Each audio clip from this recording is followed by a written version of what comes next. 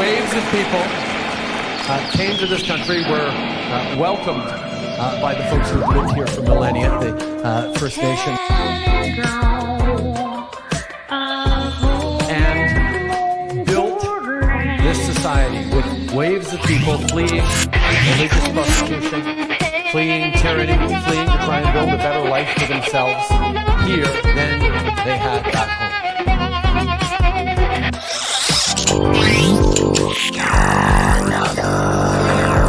Whether it's folks fleeing from world wars or fleeing from civil wars,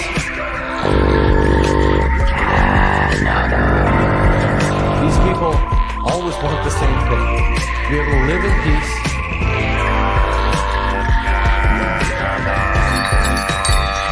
to raise their families, to create a better future for themselves and their communities. And that is what generations created, this extraordinary diverse society we have. Now, Canada remains one of the only countries in the world where citizens are, by and large, positively kind. And one of the reasons we are that way is because Canadians have confidence in our people.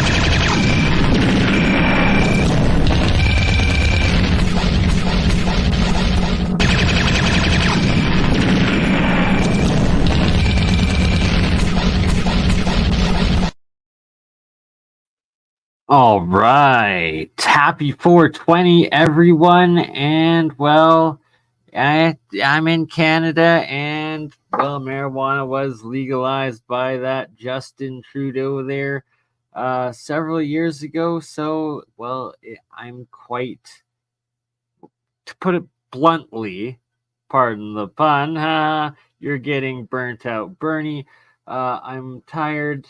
Haven't slept yet, but I have done many dabs all night while doing video editing and just trying to stay awake to catch the APEC. And yeah, happy 420 to you all, and we will see how the day goes, but looking forward to APEC. That's going to be fun. But before then, me, myself, and I, Bert and Ernie, and the whole crew here, we're going to be doing some alchemy. And what I'm going to be doing is going through some of the jars. I'm going to be disconnecting some of the coils and then putting them into one jar. I have pure saline, this one is pure saline salt water, and then this one is fresh water, and that's the jar on the right here that is fresh water. The jar on the left is the monoatomics that the coils are coming out of, as well as the jar on the right on this one is the one the coils are coming out on. The jar on the left is the saline solution. But while we're doing that, much more important, we are going to be rewatching the best stream I ever did, and it was in a sleep deprived state, kind of like I am right now, which it's kind of sucks because you rewatch it and you're like, man, I was so droned out and tired. And like right now, even though I've had 2 coffees, but they are THC coffees, so it's like gives you a little bit of the caffeine and then you get burnt out, Bernie. Anyways, point being, this right here, Dutch Sense and Eric Hecker. And shout out to both of these men, both of them very brave stand-up people for what they've discovered and their journeys in trying to understand and make sense of what they've gone through, what they've experienced, and what they have actually discovered. And we're replaying this here to go through and pick out some of the main points again. And yeah, so we will have the Bert and Ernie cam along with the Dutch and Eric Hecker cam. And we will let it play.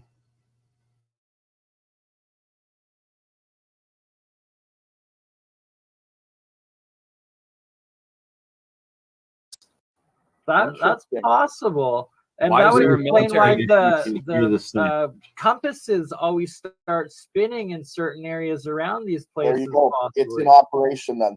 Because I'll tell you this, all the research I've done in the coils I build, they make my compasses spin, or I can direct at what Can you hear pole the sound of the goes video? where. If I want the south pole on the bottom, I can do that. Or I can make it continuously spin. So that's when it's operating in like a vortex. And that's exactly what a pyramid does. It's torsion mechanics. It builds a torsion field above at the top of the pyramid itself. So if it is still operating, and you're absolutely right, a drone in the wrong spot caught that wave, be gone. Well, the drone actually crashing, Rex believes, and there's more cases of this, that it's actually the Park Rangers National Guard and was probably a active denial drone unit on the Apache helicopter that he filmed a few minutes later that crashed it, and that like they straight hijacked it. Right. And like Please in the comments it, let like, me know if you they hear the accelerated video. it into the cliff sort of thing as soon as they got it. This is one of the geoglyphs, or I think this is a You geoglyph. see, Earthen the work, cop official. whatever you want to call it, of Nazca, Peru, the same area, Dutch, that you were showing the Nazca, it was Nazca, Peru skulls, right? Yeah. All right, so sorry, just going to pause it here for a second so I'm not talking over the video. This is in Nazca, Peru, and that is a fractal antenna, I believe, if I've ever seen one, on the hillside of the desert sand going into the foothills of the mountain sand dunes along the coast. And it is where Paracas, there we go, Paracas, Peru. And it's also where the Paracas skulls are. And yeah, fascinating stuff. All right, back to playing. Hey, KY Smooth, shout out Kyle.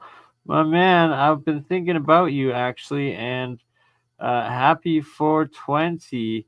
I agree.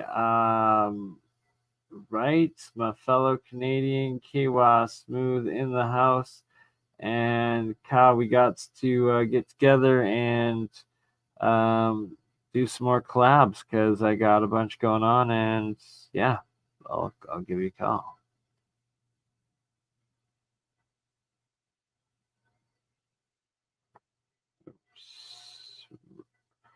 Oh, that's the wrong button. Sorry, I thought I had played this. You crazy mother. Yeah. It's just Bernie. Hey, Bernie, just like last week, huh? Weekend at Bernie's.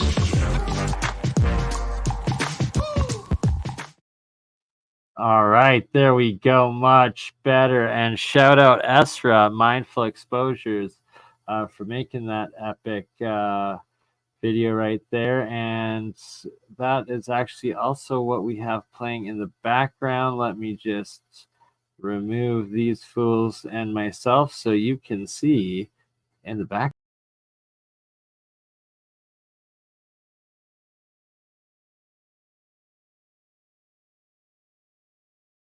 All right, well, there it is, and back to the video.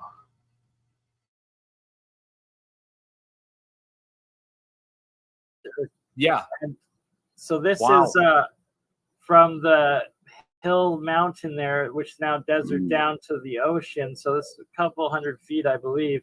And it's been there, they say it's thousands of years, just as old as the rest of the Nazca lines. So this is clearly a fractal ray antenna of sorts. I was just about to say. Yeah, sorry, right? Go ahead. Straight fractal ray antenna. and it has very similar geometries to the under ocean structures that you were showing at Also looks beginning like of the that. side of the trident. Yeah. Well, I'm You going to can- apologise to everyone, by the way. I'm going to sound really nasally because I've just come out of surgery like 2 hours Out ago. of surgery. Yeah, just like I should still be at hospital actually, but Oh, that's why Luke's not showing his face. Fair enough. it's all done up. Well, Yeah, but, it wasn't anything to do with the other stream the other night, was it? no, I didn't overdo it. No, I had a nose surgery planned for today, and had It was done. a cosmetic Did it plan. run it? surgery. It's not cosmetic. It's quite functional. Come Oh, on, you're trying to look like Dave. Topographical maps of the pyramids there. So topographical map means the lowest part is this river. Yes, the intentionally made Blucifer here at the swastika-shaped airport. The horse in the mountains itself. Like Now there's a guy riding on the horse. Effed up, like WWW. because there's the huge underground part of that place, and that they intentionally made it a demonic Blucifer, Yeah, that's the one like that had 3 horsemen coming in with the Yeah. Oh apocalypse. yeah, the 3 horsemen. And Right. Yeah, because it had the big mural in there. Yeah. Okay, now the apocalypse ties in with this because the guy riding on the back of the green or blue horse, depending on which one you want to go with, it looks it's pareidolia now. We're straight up pareidolia on purpose. That this is the bucking horse. The bucking horse is looking at the bucking horse, and on his back is riding a guy in a cloak that looks like he's got a beard up here. And this is Yellowstone up here. The head of the horseman of the apocalypse that's riding on. It looks like he's got a cloak, and he's over. This is his head. This is his nose and his eyes. You and heard it here, folks. Yellowstone is going to erupt. Well, no. I didn't say that. But that this is definitely pareidolia. not This is hearing it pareidolia. here first. And to prove that they're using pareidolia now, I'm going to show you one more example of it. There's a movie called Zardoz with Sean Connery. It's a very, very strange movie where Sean Connery is wearing this. What? Oh my And gosh. Sean Connery, the movie starts out and it says the gun is good and the male appendage is bad, but they don't say the male appendage. They say the P word. I'm not going to say it because I don't want to get your stream banned. But Sean Connery plays a mutant in the future. And in the future, there's this giant head that lands and they pour grain into the mouth of the head. And then the head takes off and flies through an invisible barrier to an Illuminati base made of pure mirror pyramids.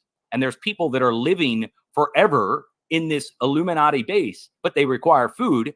And they ship them humans and food as slaves and as food. This is in the movie. Now, the head of Zardoz. Why is it called Zardoz? In the movie, Sean Connery plays a enforcer for these people, and he's he finds a book out in a burned library, and the cover's been burned off, and most of the book has been burned away, but he still picks it up and he teaches himself to read using this book. It's The Wizard of Oz, but it says Zardoz because part of the cover's burned off, and he teaches himself to read via The Wizard of Oz. Now, why does that matter? The head of Zardoz is in the shape of the North American plate itself. Now, to see it, first, let me show you the head. And they always show it at the same angle in the movie.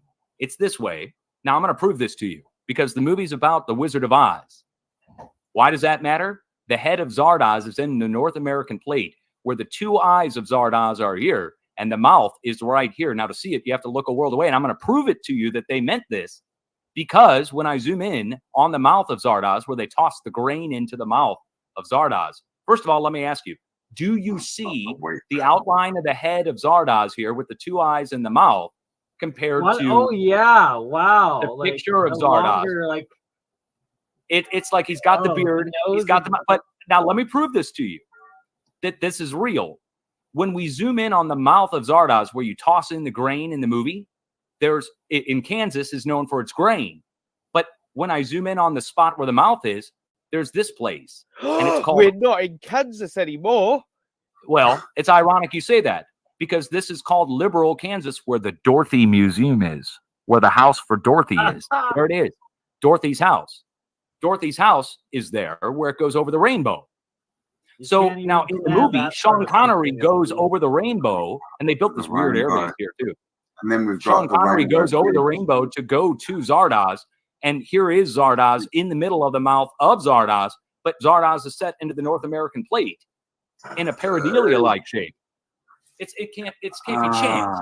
Having liberal Kansas and Dorothy's house, I didn't know that was going to be there. I saw this first. I saw this. I was just goofing around. I was super high, sitting there looking at the freaking screen, probably like somebody in the 1970s was doing it.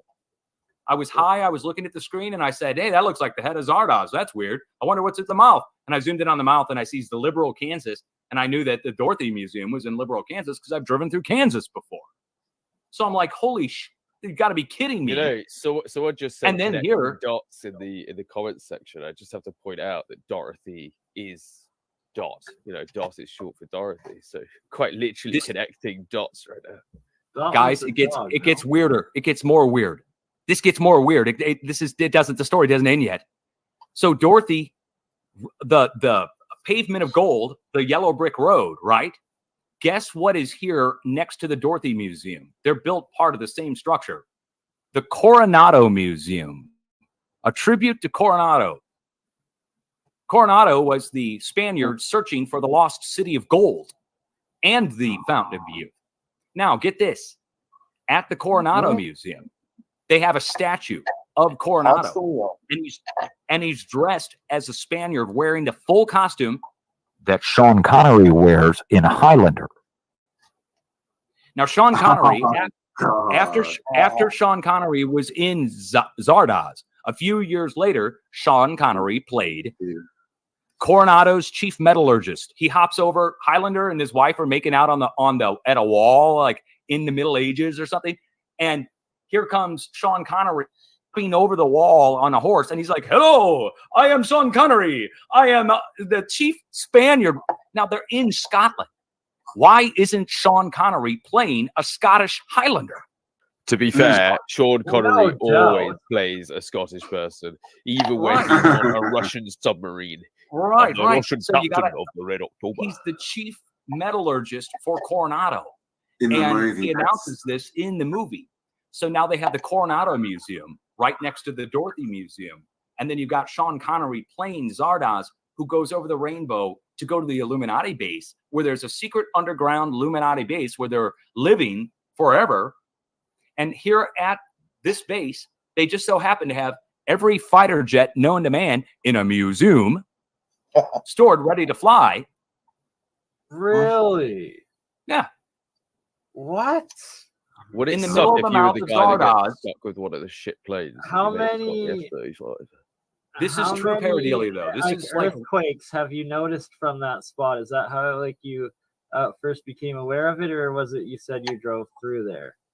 I knew about the Dorothy house because I had driven through there going out to Colorado. My wife and I make a southern turn and went down to Pueblo and then went up through the south, and we stopped at the museum, but I didn't know about the head of Zardoz until I watched Zardoz. And then I didn't put any of it together until I'm sitting there one day looking at, well, believe it or not, I was looking at radar on my local weather map here, which shows it much better, even believe it or not, than Google Earth, because it's a little bit more low resolution. And I'll just say it, I was a little high when I was looking at the map, but it was true paradelia that I saw it on here better, that I saw the head of Zardoz here with the two eyes and the mouth. And I zoomed in and I said, oh, wow, there's the mouth of Zardoz right there where Sean Connery jumped in. And then I zoomed in and I saw that the direct center of the mouth was Liberal, Kansas. And then I said, oh, shit, that's where Dorothy's house is. And then that means somebody in the 1970s was sitting there tripping on acid or something. And they were looking at the view and they saw this head here and they wrote a movie about it. Or there's some real base there. There's like a real underground base there. That's why I'm asking about the earthquakes. Like, I guess if they were expanding it or construction, you'd see a whole bunch of little ones. Like, only if they were building now. Oh, there are. Built, right? Brother, like, there are. That's all. Bring that up. That's where the thousands of Oklahoma fracking earthquakes go right up to there and stop right there. Every day for the last 12 years, I've been keeping watch. We started at the Panhandle. Right. Stop right there. They stop right there. Or they start right there, actually, is a way to put it. Is that starting right there? We go, so that maybe that would be the entrance to the base there. And it would go down below all of Oklahoma. That there's not the consistent land, and the waves are like, it's a different medium there. So it most likely is an air gap instead of a solid or liquid for those waves to continue through, especially them being seismic waves. Isn't that pretty much like direct evidence that there is a giant cavern in that spot, that the waves stop or start there, the earthquakes? It could be. It would make a lot of sense if there was open areas for it to travel through or around. And the big one that I found, that I showed you at the start of the update, it points right into his mouth. So like this thing really points down into the mouth of Zardoz, the one that I showed you that goes all the way through the mouth of Zardoz down to our weird underwater base that's down here that looks like the lines in Nazca, Peru.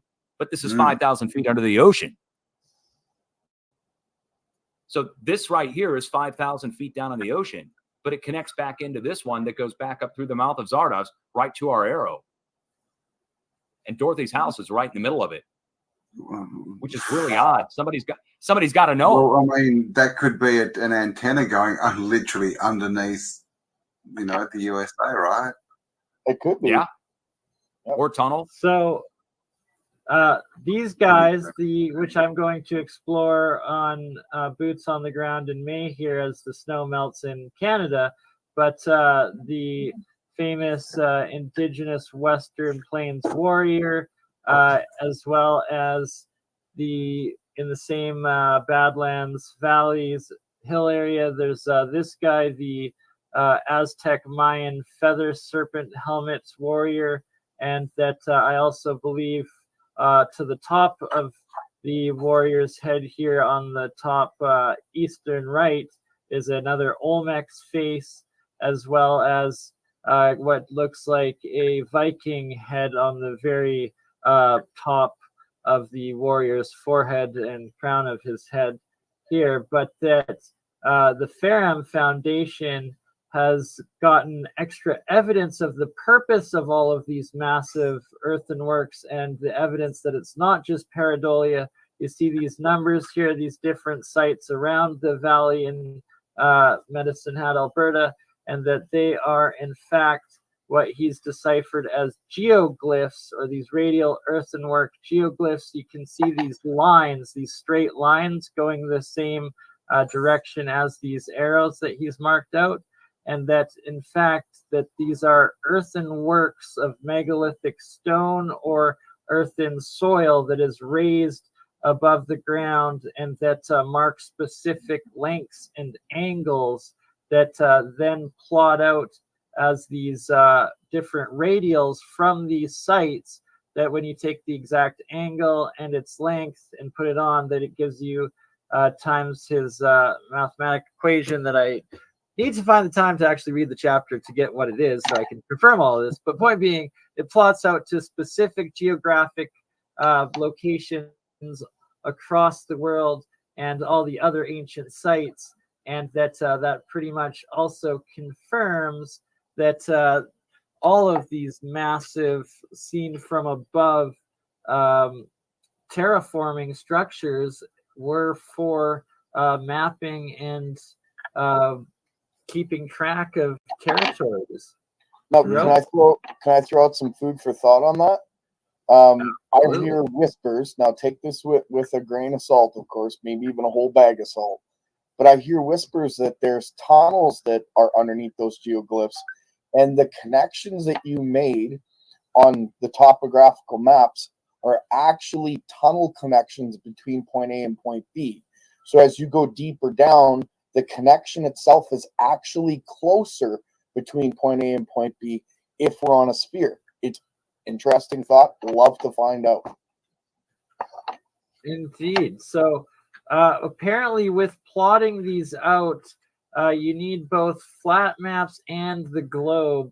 It's pretty interesting that you need both for the system to work. And when it comes to flat versus spherical round, that mathematically neither can be proven wrong. They're both accurate to the point that whether it's heliocentric or, sorry, what's the other term for it? The second one, heliocentric? Anywho, the two different. They both work, and you can never disprove one or the other. Thus, both must exist simultaneously. And for this geoglyphology to work, both also need to be plotted out using a flat and spherical curved mapatures with it. And here you can see the lines. Those are some of those radials, those geoglyphic earthenworks that he uses. So that's going to be one of the main things that we're going to confirm when we go explore this spot in May this summer. And it's going to be a YouTube meetup. So anyone Western Canada, Western US wants to come, or any rich sponsors want to come to Southern Alberta Badlands for the heck of it. Yeah, we're going to do a week here. This, what looks like an ear pod or earbud going up to his ear area, is actually a gravel road and an oil derrick. So that's how large from above this picture is.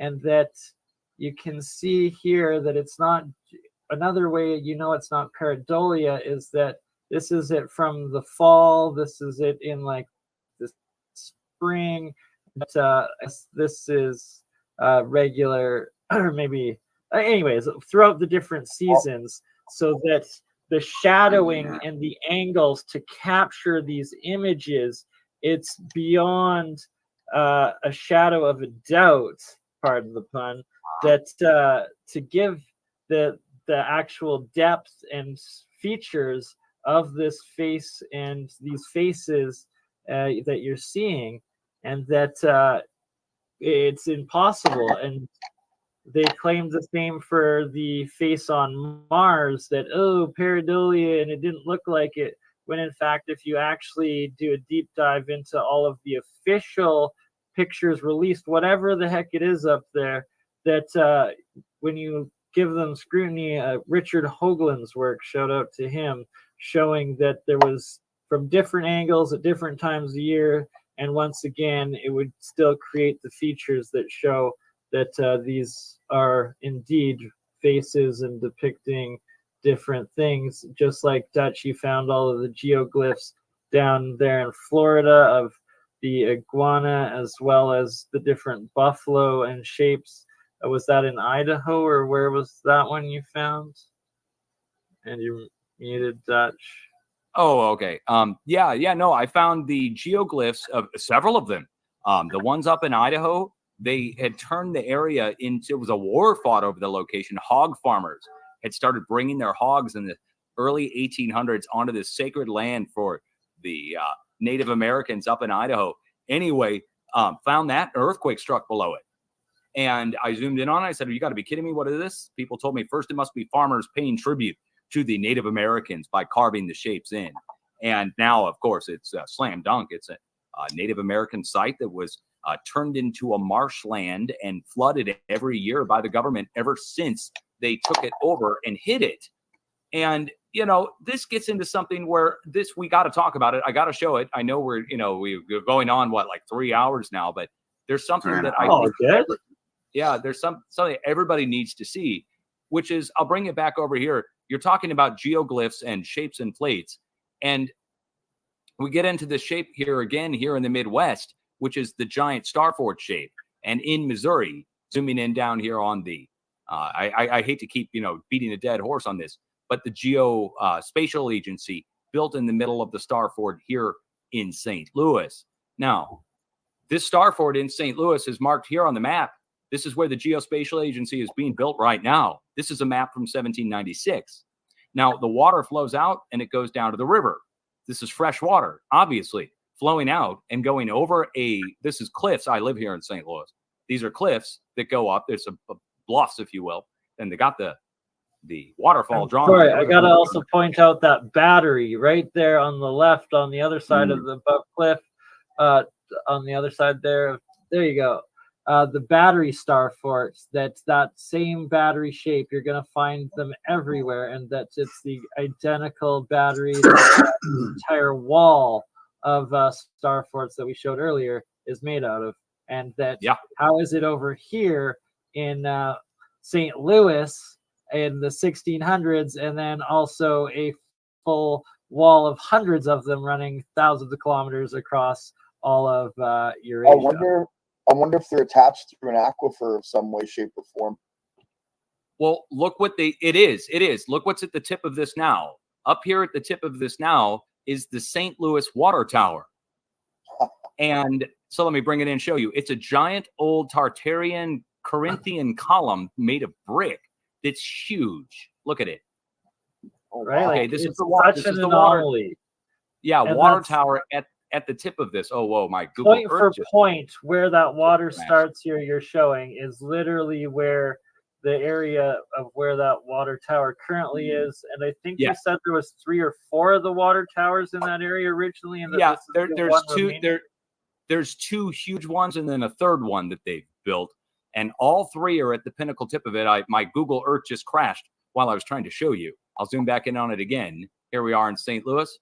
They have the Geospatial Agency being built in the center of this one. This was not disclosed to the public. They've hidden this. I had to find this myself and make everyone, including anthropologists here in the St. Louis region, aware of this. They built the X marks the spot housing project in the middle of it, and at the very tip of it is the water Wow. tower side by Wow, side. that X right in the middle. And then That and water side by tower, the side. white one, looks really similar to the one that you find in Chicago, near the World's Fair. yeah, the one there. Yeah. And then look at this one. Yeah, identical, pretty much. And sorry, I gotta Oh, point no, out, this like one's got- Dutch this was one- showing. This one has spots to shoot out of. How is So- like a water tower supposed to have spots to shoot out of? That makes zero That sense Oh, whatsoever. This gets into, again, my Google Earth just crashed again as I was trying to show it to you. That's twice now. Okay, so I'm going to get to this. I have to show it to you. They built something down along the river where this fresh water flows to, and it ties in with what they're doing with the rest of these forts around the world. They built a sewage plant Oh, to yeah. take all the sewage and trash. So Yeah. here is the Star Fort, and right over here, here's the fresh water coming out, and here's our sewage treatment plant right Yeah. here. Do you mind zooming They're in on destroying that the farm on water. that X building? Like the Oh, X yeah, marks the spot. Is that an old world possible, like Tartarian-esque, or was No, that yeah. a new rebuild of it? And the They built fact this in the 60s. They came in and Okay. built a housing project here, and So now they they refurbished the outside of remarked it it. to make it look nice. remarked it, and then now they're repurposing, still using whatever energy thing that is with that geospatial thing there, right there in the center too. And that you showed also that there's all the military forts in all of these spots, and that Facebook data center, and now also this freaking geospatial unit. And they built a school at the very pinnacle tip of it that's been abandoned, and it's for sale. You guys want to buy it? Yeah, man. We should all pitch our fine. money in, buy this place, and turn it into the School of Geophysics Studies of Tartarian Star Forts right next to the Geospatial Agency. It would be a slap in their face.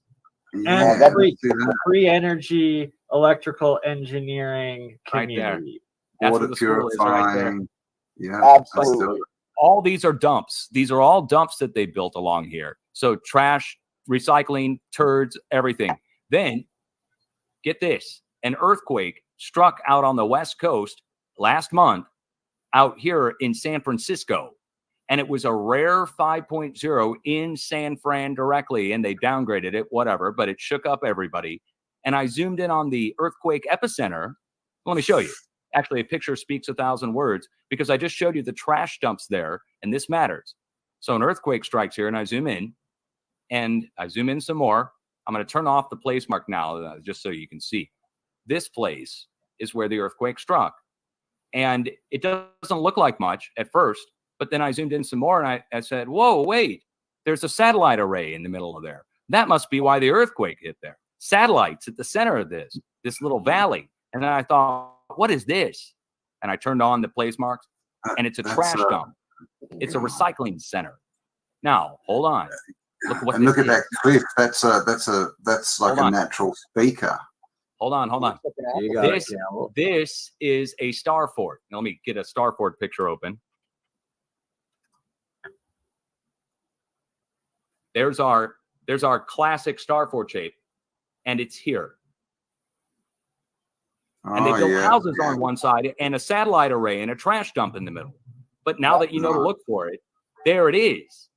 yeah. It's there. It really is there. I measured it. It's perfect. It's the star fort on all sides, 250 feet going down, and it's 250 feet high.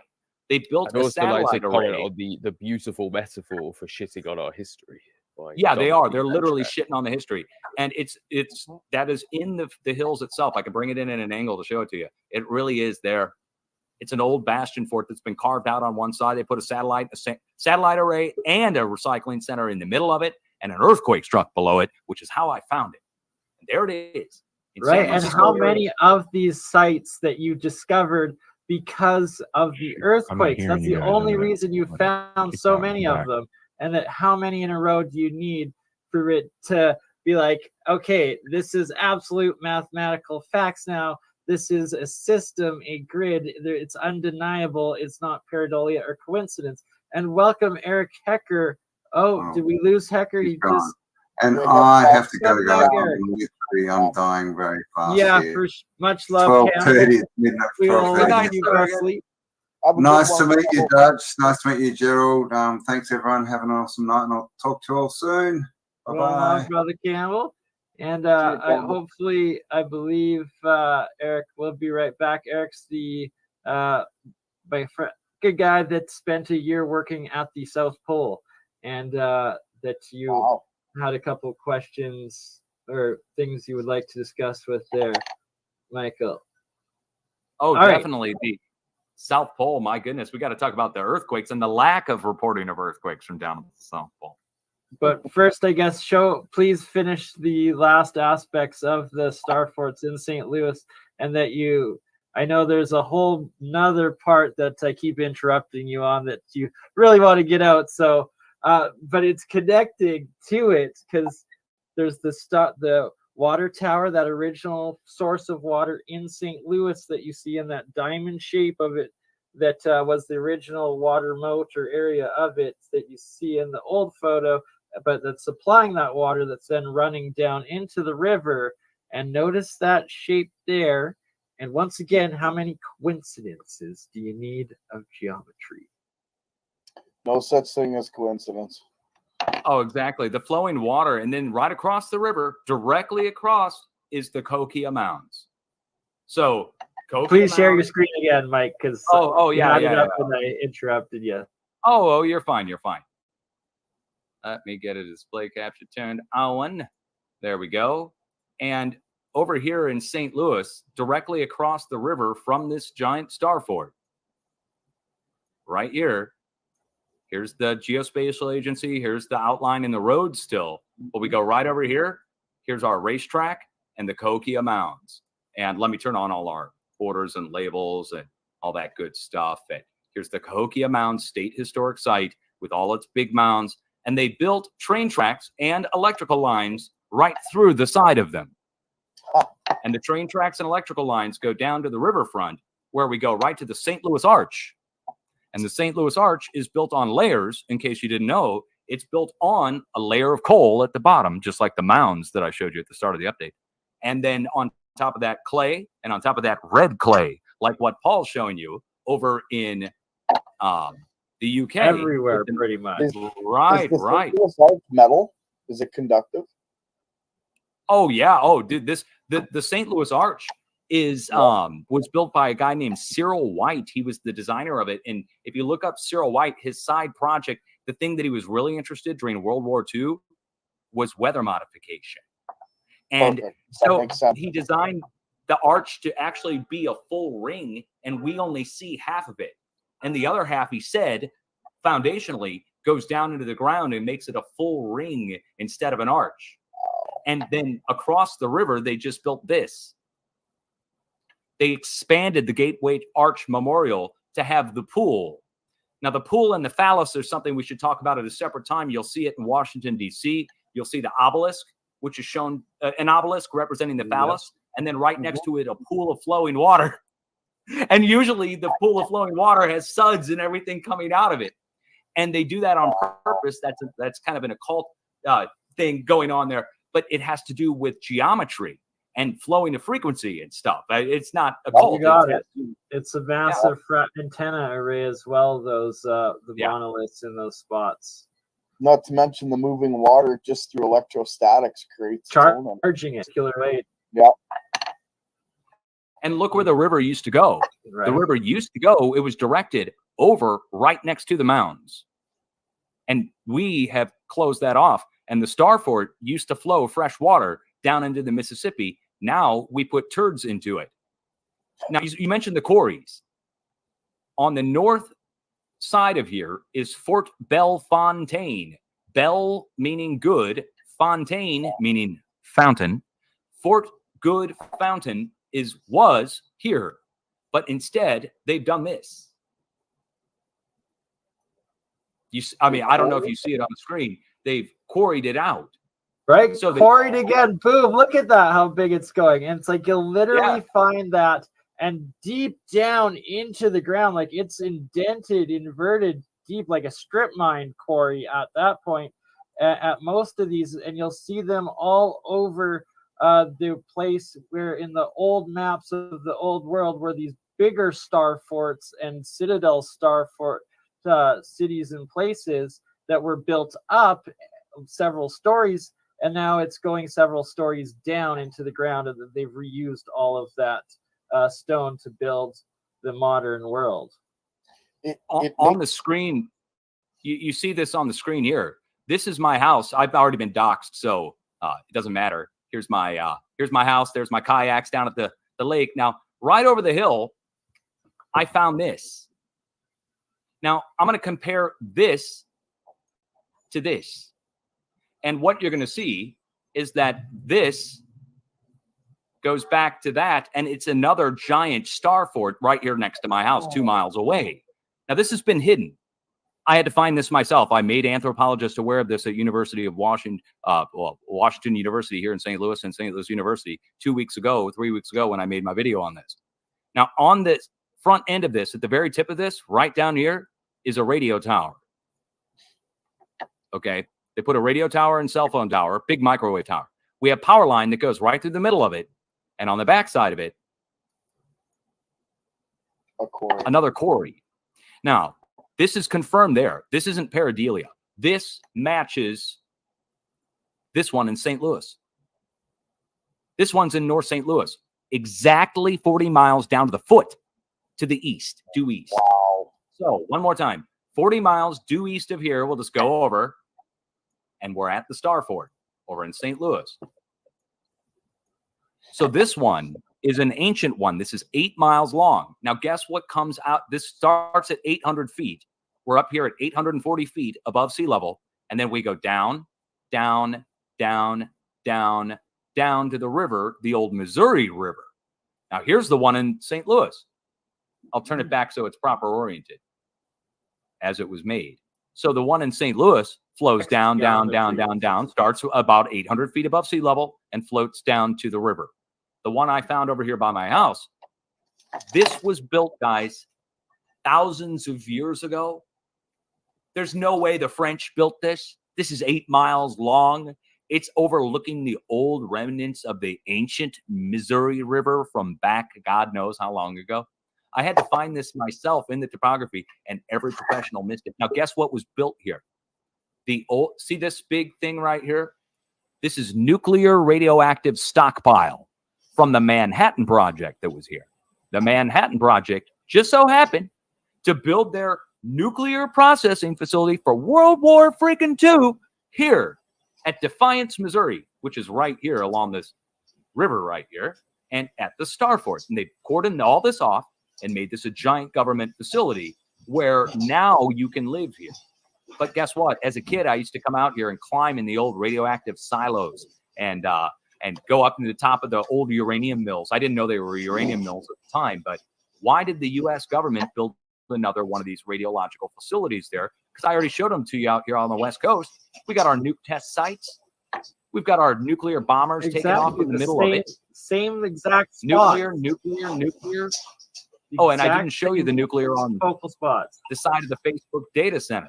The Facebook data center and Apple data center on the right side just like Area 51 and the nuke sites. All the way up here is the Hanford Nuclear Waste Storage Facility from the Manhattan Project. They're all on the sides of these star forts. It seems like an electrical circuit formula that's repeated over and over. Exactly. And welcome, Eric. We got Eric Hecker back. Welcome, good sir. Had some technical difficulties before. I apologize. No worries. Can hear you loud and clear now, brother. Good to have you. Excellent. I was enjoying the conversation before. I was just on the tail end of my work shift, so I did not catch as much as I wanted to, just bits and pieces. But it's been fascinating, the work that you guys have been doing into these starports. As a tradesman, I've always been eyeballing these structures as way beyond the descriptions of what we were given. It just, what we were told doesn't make any sense. Exactly, right? Like if they're just too complex and too much resources and yeah, just it's so unpractical and over the top and just ridiculous for the time period that they claim that they were needed it makes zero sense. There has to be something so much more to it. And then when you get into fractal array antennas and just fractals in general and geometry, it all starts making a lot more sense. You know how long it would take us to move that amount of Earth nowadays with all the massive heavy equipment that we have? I just look at those as job sites, and I just try to imagine how these guys got this work done without the tools that I have available to me. It's like, you got to be kidding me. There's no way. It's like, I don't care what you pay me, and you're like, hey, grab a shovel, Eric, and go help those guys out. Like, no way, no. I quit like immediately. We're not digging this. What are you talking about? Yeah, it's lunacy. Bang on, it would have brother. to be, I would think, frequency of some kind. I mean, I would think cymatics frequency. You know how, I mean, when you vibrate sand or salt on a speaker and it gives you the shape of a whatever, that it could happen on a huge basis. And you were down in Antarctica, right? They're saying you were in Antarctica? Yes, I spent is it really truly cold? Is it truly cold? Oh yeah, down it's there? cold. It's cold for sure. There's no denying that. It's ruthlessly cold. How about the summer though? Like compared, like is it hot in the summer when it's 24-hour sun though? Like does it It's a relativity thing for sure, and there's a lunacy. So the hottest day that I was there was actually Christmas Eve, December 24th of 2010, and we got as hot as -5 degrees Fahrenheit, and it felt hot because of the atmosphere conditions being so thin. We were outside in t-shirts, and you got too hot. The sun was cooking you. You did not feel cold. Wow. That's wild. That's so wild. Yeah, That's so cool. It felt odd. Did they let you go anywhere? I mean, if you wanted to go somewhere, could you like just take off and go somewhere? Do you have to get permission to go? Obviously, the Russians have their spot, and the different people have different spots. I mean, certainly you would need to get permissions if you wanted to get anywhere far. I mean, you can't commandeer a plane or a helicopter or anything. Actually, there's no helicopters that far. Ski-Doo or something. I mean, I took a snow machine at the tail end of my winter. I was there for close to a year at that point, and I absolutely scored a snow machine that I was not supposed to have. And I drove that until basically the facility, the South Pole Station, was like a dot on the horizon. But at that point, there's just nothing. There's nothing to see. I mean, it's an ice field at 10,300 feet of actual elevation. It is completely smooth and barren of anything to look at. Is it really that high? I didn't even realize. 10,000 feet. Correct. 10,300 feet. The continent of Antarctica is on average the coldest, highest, and driest. It's 0% humidity. Literally. It explains why it's so cold. The height it's alone. Absolutely. Yeah. The seismic, see, the thing that I've got about Antarctica, and I don't doubt that Antarctica exists, or I've showed it, with the shape of it. It's shaped like a pentagonal star fort. And that to me, it seems like there would be some seismic that would come from there. And instead, the entire 12 years that I've been online, we don't have not one single report of an earthquake down there below the ice, which we should pick up. I mean, we should be able to pick it up down in the plate, wherever that is down below. And then a guy, all of the normal outfits that pick these things up aren't picking stuff up there. Correct. We don't pick up any seismic, and it's not reported to us. And the weirdest thing happened. A few years ago in 2016, I did a fundraiser for my channel, like a few $1,000s or something like that. And a fellow shows up. His name was Professor Astor. And Professor Astor showed up below my fundraiser. He's from the University of Colorado. And he called me a fraud and said, and furthermore, went off on me basically and told people not to donate to my fundraiser. It's really odd. What was he calling you a fraud about? Well, this is odd. He was talking about fracking earthquakes, and earthquakes can't be caused and induced by man-made drilling. Now, here's the weird part. He then went on to go down to Antarctica to install a bunch of new seismic sensors to detect the seismic activity from Antarctica. So your work opposes his work, and he was worried about his grant? I have no idea. It was really weird. I didn't know who the guy was, but he ended up going down to Antarctica and installing a bunch of seismic, which we don't get any info on. And did they ever, do you know of any earthquakes that were ever detected down there while you were there? I don't.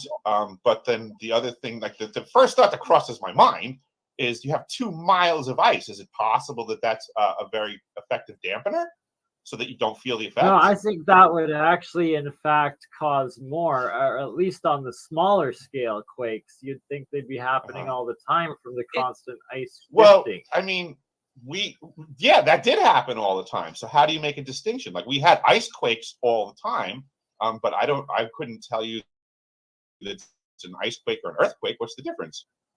Right. With the fracture, like a fracture on an ice quake, I would think that it probably would look like an explosion or something. I don't know, but like, it's really cool to think about that down below the ice sheet, that there's of course the plate that it's scraping along, and then down in the plate there should be seismic that gets detected 5 kilometers, 10 kilometers, 20 kilometers, 50 kilometers down in the crust, down in the plate, and it doesn't get reported to us. I'm just wondering if there's some other reason. Like, I found this stuff from I would say this immediately. There's a massive lag on the info coming off the ice. That would make sense. Maybe they report it later. If something happened, the general public's not going to hear about it for 10 years. That's how academia works. That's how the whole entire system works. Oh God, yeah. I mean, any scientist anywhere on the planet, Antarctica is not exclusive to this snail's pace of dissemination of information. Yeah, it is the last giant ice wall, and that it holds the answers to humans' past, or to a lot of the mysteries of our realm. I just wanted to point out this old map there, Dutch. You were mentioning the inner sea, the old inner sea that was on the west side that went up to the Salt Lake there on the previous existence of North America. Probably before the Ice Age or whatnot, the catastrophe, but here is a map that actually has it depicted there before explorers have made it back over to the north area of North America after European recolonization of whatever genocide or reset catastrophe happened. Totally, and when you look at it too, it matches up with where Salt Lake City goes back to, where we still have the remnants of the old ocean that's still there. Speaking of the old ocean and interior oceans, that gets back to Antarctica. We saw that there was this video from Byrd back in the first expedition or second. It was the Lando Lakes. You guys know about that, right? The Lando Lakes. I know exactly what you're talking about. Oh my God, this is crazy. It's declassified declassified film from the 1920s from the U.S. Army Archives, U.S. Navy Archives, a Byrd down there. And when Byrd, it was maybe the second expedition, and they took I don't think it was High Jump. I think it was the one after High Jump. Right, they took planes and they flew all the way along and went interior to Antarctica, and they said they flew all the way into the very center. But I was mind blown to see that. and they found this place that they called Land O'Lakes.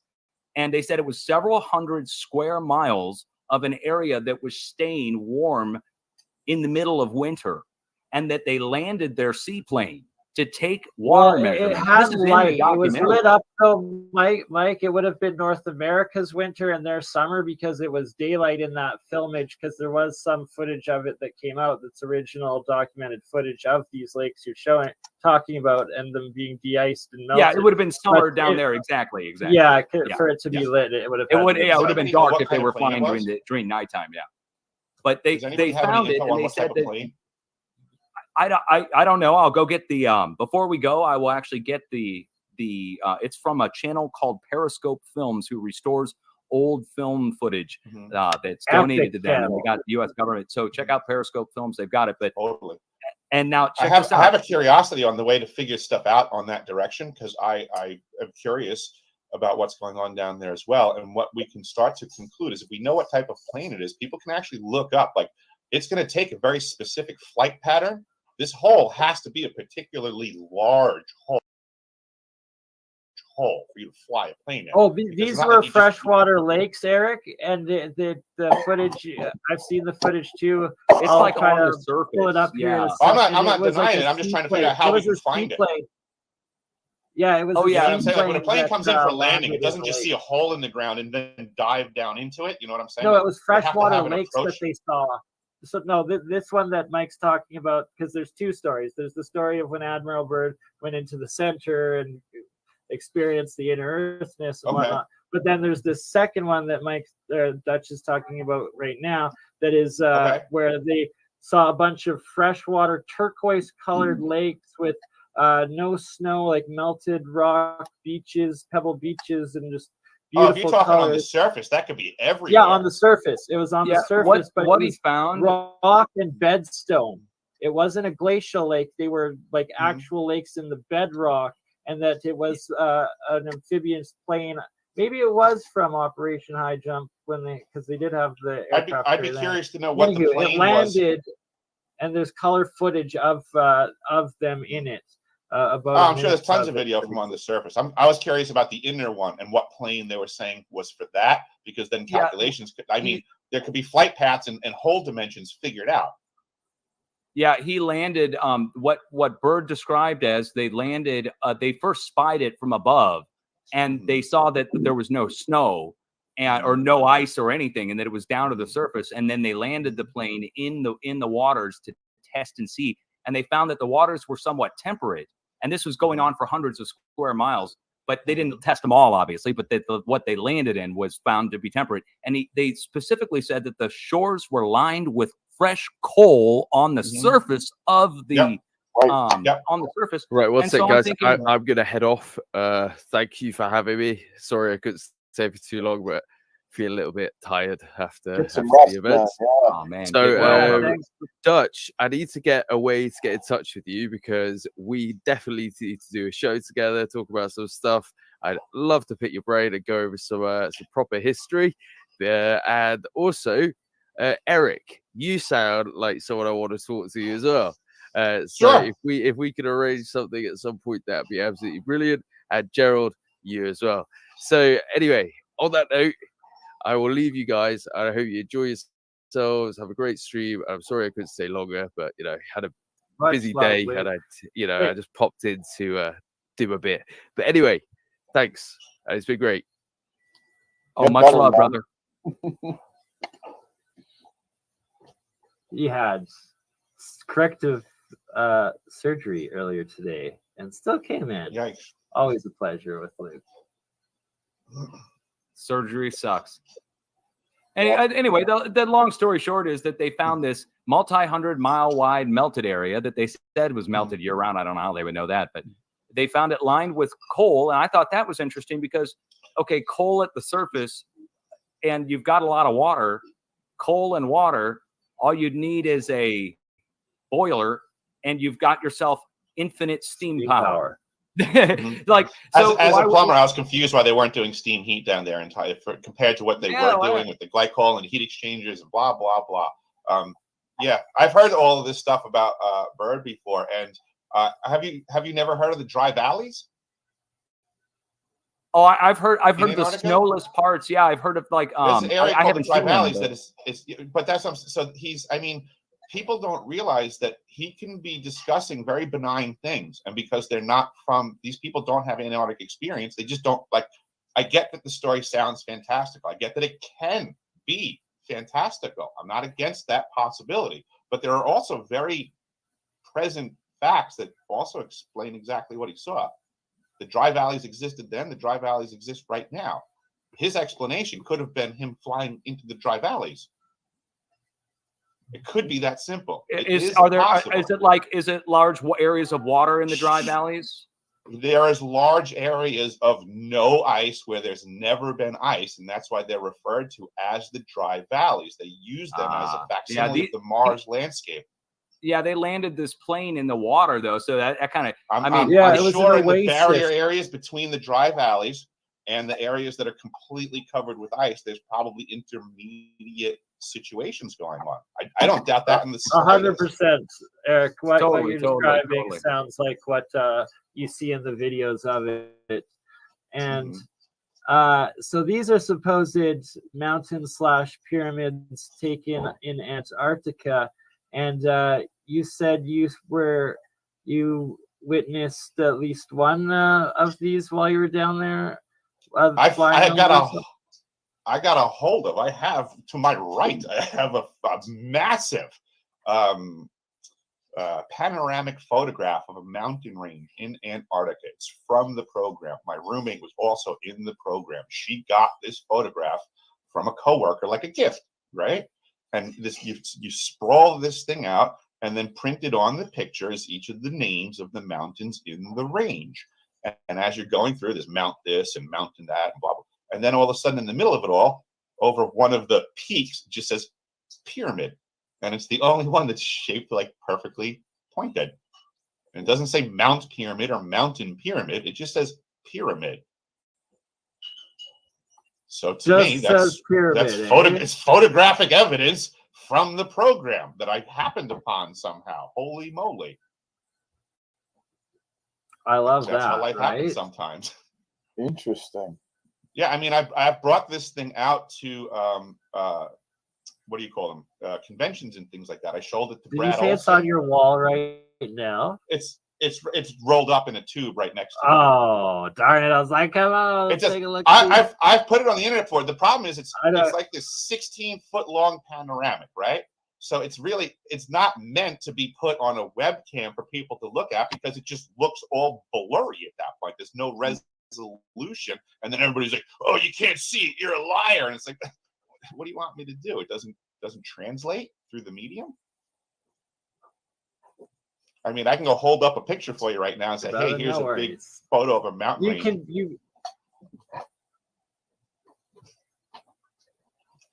Right, that you've experienced the pyramids down there yourself, or the pyramidal mountains, and once you've experienced something for yourself, you know it is truth because you've lived through it. I've flown over the Transantarctic Mountains, and that was gorgeous to see all the glaciers. Like it looks like oceans in motion. You're up so high, everything looks like waves, and you kind of have to pay attention to the fact that it's not moving, but you can get the feel for the flow with great ease. The way everything's moving through the mountain ranges, you can see it all. Yeah, see images like this that you put up, like I see that image and I start to wonder the labor involved. And, just straight up, there are calculations that can be made from man hours. I want to know how many man hours were put on that site.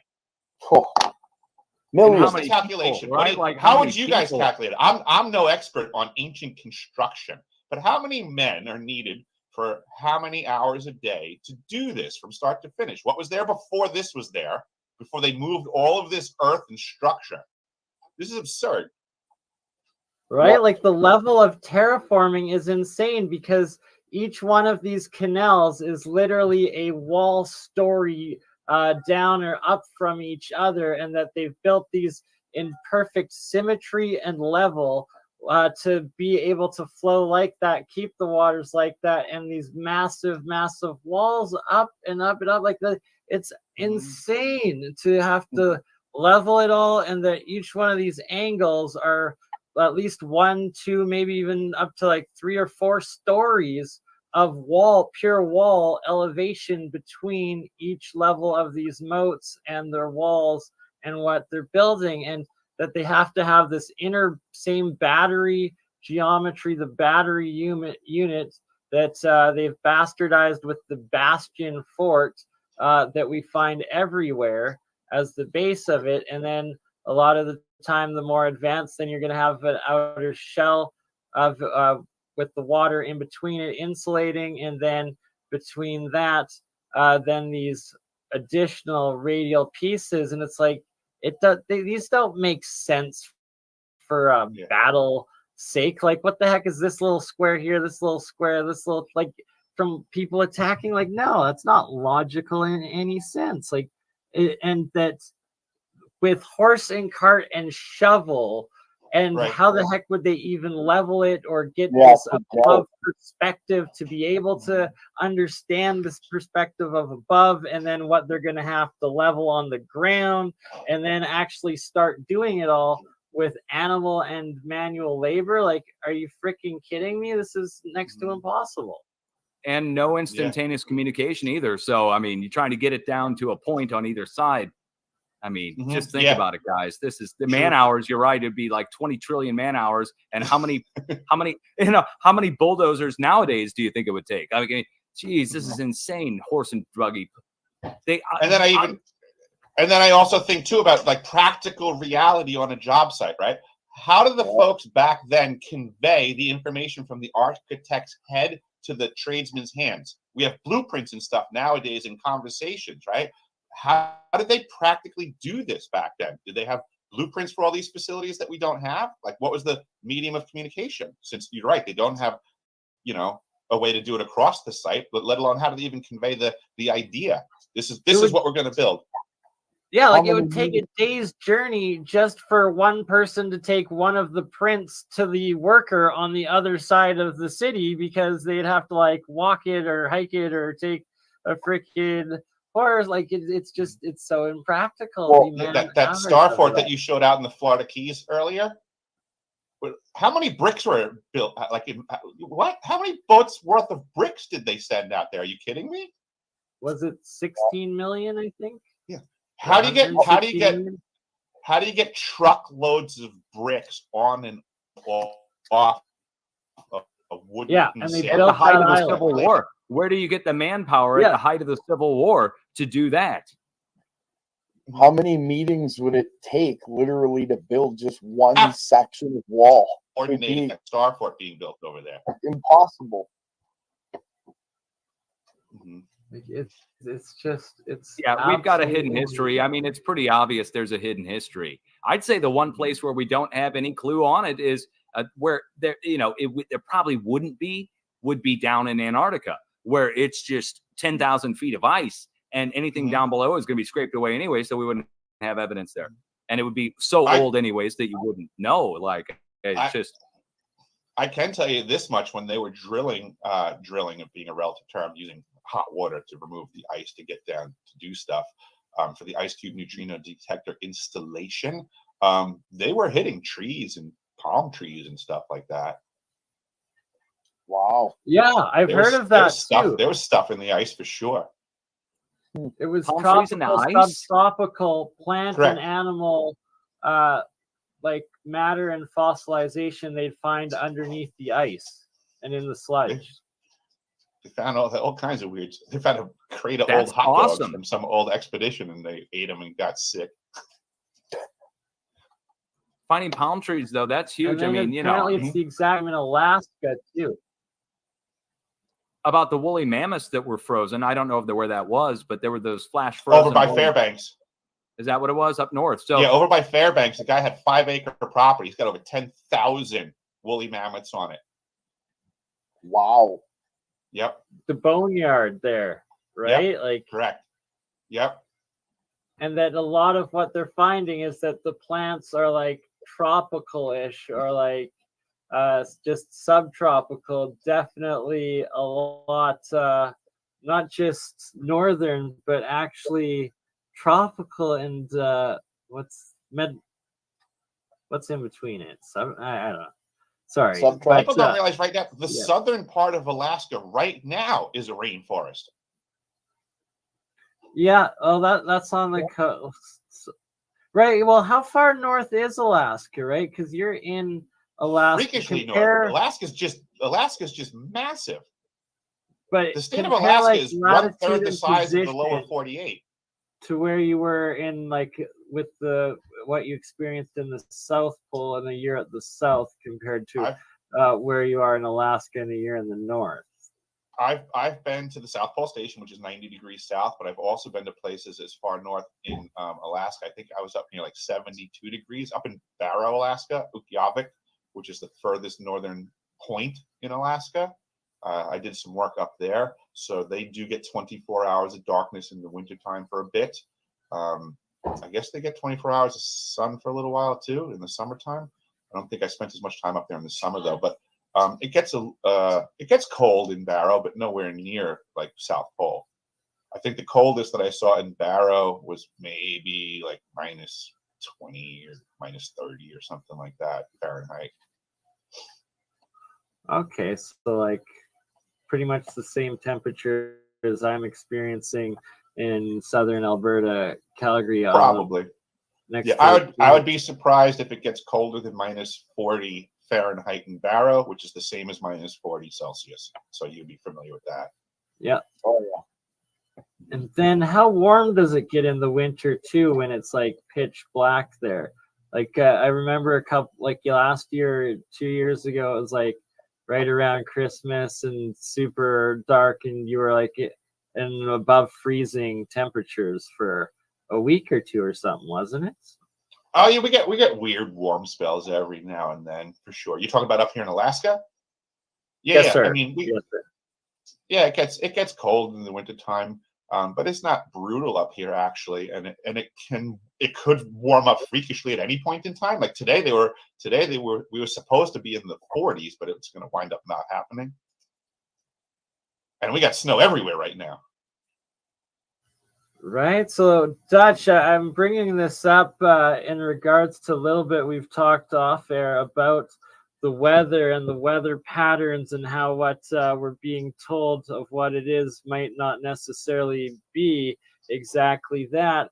And that there's been this extreme, especially North America or Americas, where on the East Coast, it can be extremely hot. It will be the exact opposite on the West Coast and be in an exact freeze, but it extends all the way down pretty much into Mexico now. And it goes back and forth all winter long, where now like Texas and Mexico are getting snow each year, and that it can be warmer in Alaska when it's close to 24 hours of darkness, warmer there than it is in Mexico, pretty much. Like it's just nuts. Like, or I guess not. It would have to be Florida, not Mexico, because it's on opposite sides. When one is hot, one is cold. The USDA, the United States Department of Agriculture, I think in 2018 or maybe it was 2017, I don't know the exact year, announced that they are new growing guidelines for farmers and people who plant crops outdoors.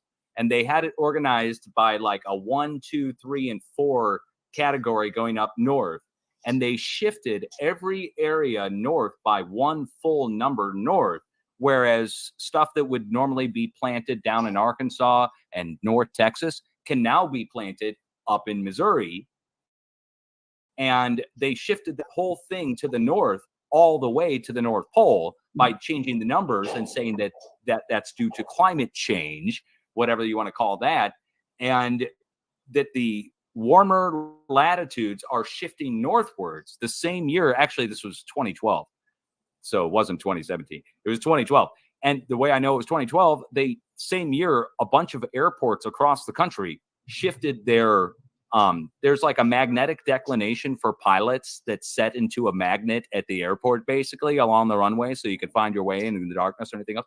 Anyway, they had to shift the magnet slightly because north had shifted slightly, which we all know is shifting slightly and heading over towards Siberia. and picking up pace heading over towards Siberia. And they keep track every year. You can see the progression of the pole, the magnetic pole going over towards Siberia. Now, this gets in with Edwin Haley. That last picture, does anybody know what that was? The Sundog one? That one on the right there? Yeah, so this one right here, the drawing. Yes. It looks like a couple of comets and some sort of alchemical astrological. I meant the source. Any idea where that came from? No, Okay. Sorry. I'm intrigued that it matches the Sundog so well. Exactly. That's right. Perfect match, actually. Yeah, it is. Truly. That was something that I did witness down in the summer season at the South Pole. I don't know to what iteration, but it was multiple iterations outward. When the sundogs grow into their different iterations and get more complex, they really start to look like a giant flower of life in the sky. And I saw one that was very complex one time. It had a lot of the circles and the nodes, and I couldn't begin to tell you what level it was, but it was nuts to see happening. Really? Yeah, they get that one's just starting. The one on the left, they're starting to get bigger, and the top ring will grow, and then more rings will grow around the sides, and it actually starts to wrap around your entire horizon line. They get more. You can look up pictures on. You can look up pictures. They grow in a very determined fashion, like in the different stages and such. Can you actually watch them grow line by line, or is it sort of like a field growth? It was. I think it was the latter. It was more like a field growth. It was more like it was more like in a way it seemed like it was like something that you felt like it was there all the time. You couldn't see it. It was like it was materializing in front of you. That's awesome. It was like all in sections. This looks like underground tunneling beneath the fields coming out from the star fort. This is tunnels, and look at the freaking geometry and weirdness. What could be the rationale purpose of this? It makes me think of a Tesla valve, the check valves, the no parts check valves, the one-way valves. Oh yeah, that's what that makes me think of. That's what that is. It's exactly what that is. Water flow. That's water underneath, probably, then keeping it in check. Interesting. Did you guys happen to hear, it was not that long ago, there was some information that just came out to the public, which was an example of what I was saying before. That's interesting. That the information comes out in a lag. When I was in Antarctica, when I was on the ice, I was hearing information at the time. So to me, it was understood. I was present in a place where this information was understood. They were already discussing the massive waterways in between the ice sheet and the continent, like rivers and stuff like that, and that there would be large caverns because the rivers flowing are at a completely different temperature than the ice above it, so it would carve out like a half pipe above the riverbed, and there would probably be shorelines and stuff like that. These were just things that I heard back then, and it was only just this year that apparently they came public, and they were like, oh, we flew planes over with LiDAR. We just figured out. And it's like, just figured out seems to be a really screwy way of saying things. Mm-hmm. Like, right, I remember learning about that, like at least 15, 20 years ago. Now they're doubling down on that. It's a massive river system. They said equal to any other river system of any other continent that we see that's not covered with ice. Wow. Really? And then isn't this the actual two chunks of Antarctica? It's supposedly this is actually what it looks like. That's an interesting way of putting it. The water, and that there's like this water sea between the two. Well, that totally makes sense, right? Because the vast majority of the land mass of the continent of Antarctica is below sea level. So you go slapping ice on top of it, right? And then you have mountains that cut through that and peak all the way up. Well, down at sea level and or below sea level, it affords a lot of opportunity for there to be waterways in between the ice and the land. Very which good is pretty point. much what Hitler's guys were saying back in the day. Right. It's the same thing. It's the same thing that John Warner III, the former Secretary of the Navy that passed away recently, disclosed that we had submarines throughout Antarctica utilizing these waterways. Really? When he was asked about why, his response was space operations. That explains the lack of reporting of earthquakes, guys. I would agree with that. I mean, that if they're going that far, it would cover a lot of lack of reporting for a lot of stuff. Totally. That would explain everything. Mm-hmm. My mind. Once you add submarines to the mix, everything's quiet. It's the silent service. Literally, that gets into the submarine base out in the middle of the Mojave and the supposed connection from the West Coast to the Mississippi River. There's this video on YouTube from several years ago of two ex-U.S. Navy SEALs or whatever, and they're on camera, going on record, you can believe it or not, that they say that starting at Monterey Bay off the west coast of California, that there's a undersea connection of tunnels, and that the United States is more like a plate going over the top of an ocean, and that they take submarines all the way into Nevada and then all the way through underneath the plate and come out in the Mississippi River in a freshwater pocket that comes up through the center of the plate, and that they're able to take saltwater subs out in the ocean, bring them into freshwater, and come up and go down the lock and dam canal system of the Mississippi River. This is all a video I watched. I'm like, what the heck? Now you got... Yeah, this is years ago. I saw that video. So if they can do that maneuver, they should be able to pull off the Antarctic maneuver. Yeah. Makes sense. I mean, it's if there's underground caverns, you can certainly bet that the submarines would use them if they could. They do biannual exercises up here in the north under the ice with the submarines. Ice X happens every 2 years. Yeah, off the coast of Alaska and stuff. Yeah, they're testing to operate under the ice, which means you can't surface. So that's let's just say that might be getting a boat ready to go and do a little bit more developed operations. Well, yeah, but I'm just thinking of like the size of the ice sheet up there, and like it's essentially a continental sized ice sheet, especially in the winter. And that's what, at least what they claim to be there. And if they are traversing that entire thing, that's the same lengths and conditions as what you're speaking about in Antarctica of navigating those lakes and underground rivers and passages through the ice. I think it's actually more of a psychological test for the crew of training. I assure you that the submarine crew. Oh, for sure. Wants the ability to spawn that boat. You know what I'm saying? When you get on a submarine and you go underwater and you have to do your submariner job,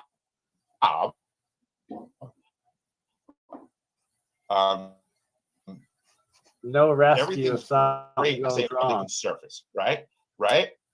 But you take that away, and that crew now has an issue. So I believe the Ice X operations, I don't think it's so much about the maneuverability training of tight quarters. It's just simply you can't get up.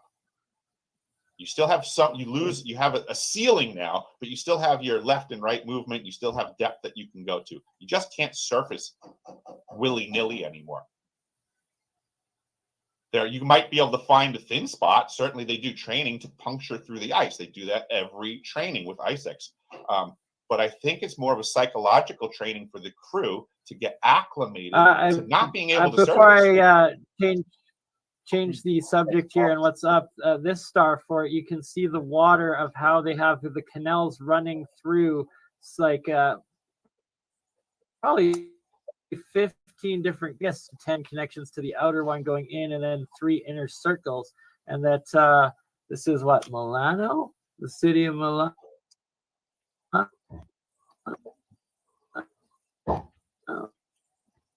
And just so you know, Bernie, in 1994, I was in the subservice. But then what the heck was what? Hey, thank you for your service, man. That's got to be a heck of a job to be down in a submarine, man. I mean, Hunt for Red October makes it look glorious. It wasn't much of a participation on my side, Dutch Sense, to be honest. It was a very peculiar enlistment, which is worthy of other conversations. I learned a lot of weird stuff about what's going on in the world from my short time in the submarine service. But I wound up getting myself out technically. So I don't need any. You fake claustrophobia or something, right? That's funny. Yeah, no. Okay, I remember what I wanted to ask. There's a lot going on under the water that they're not telling us about. You're 1,000% correct. There was technologies that I saw in 1994 that they were apologizing to me for, saying, "Oh, it's an old boat. We have old tech. We're so sorry. We're going to get upfitted." And that was stuff that the rest of the world didn't see for 40 fucking years. Touch screens on phones and stuff. You think Steve Jobs invented that? Come on. These everybody out there that's loaded gets handed everything. We pay for it with our tax dollars. Our research and development goes into some program, and then some buddy of some pal gets handed all the info, and then they become indebted to them. And that company now makes shitloads of money. And you think that the outfit that got them started can't dip into that? You think the CIA gets you all set up and then leaves you alone? Yeah, here's your billion. I heard they never dollars. do. Yeah, we're never going to touch any. You're never going to do anything for us. You do everything for us, you mean?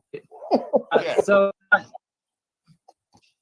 Dutch, I wanted to bring up that you made several very interesting and fascinating discoveries over monitoring of these cycles, these energies, as well as the satellites and sensor information feeds over the years.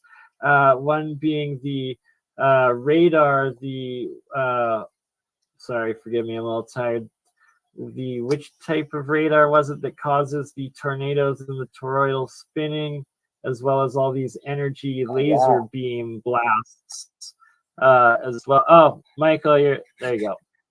You're muted. Oh my God. Okay, hold on. Let me get this can of worms and let me open it up. We've got so much that we could talk about when it comes to this.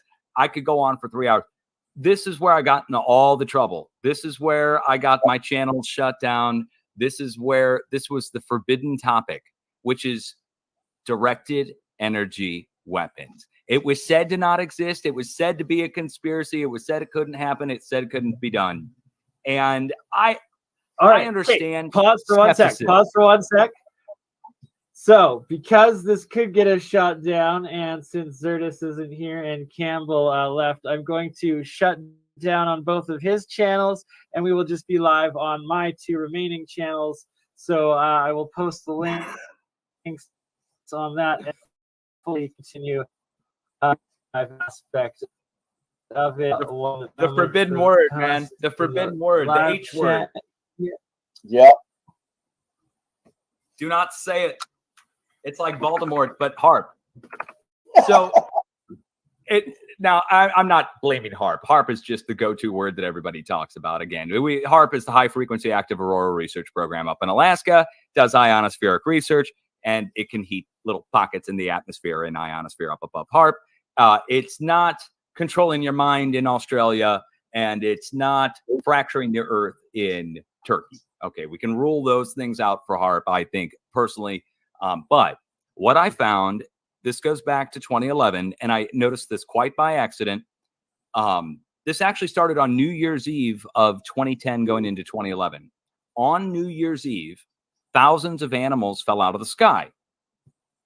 Thousands of birds fell out of the sky in Greenbrier, BB, Arkansas. And they exploded from the inside. They were cooked.